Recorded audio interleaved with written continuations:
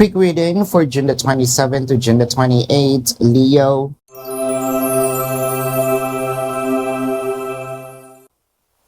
Your cards are the Four of Intelligence, the King of Strength, and the Ten of Charisma. Meron dito magka-call out, no? Parang bakit hindi ka na ganun ka-enthusiastic, makausap ako?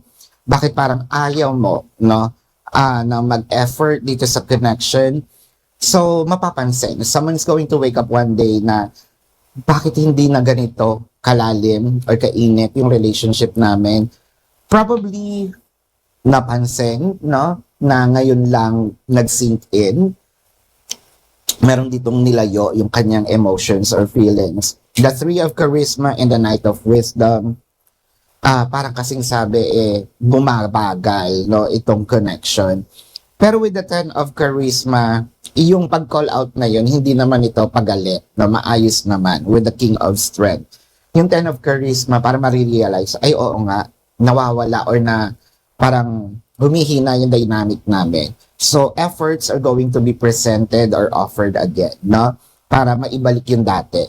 This is your quick reading for June the 27th to June the 28th. My name is Daphne, but spirit calls me back.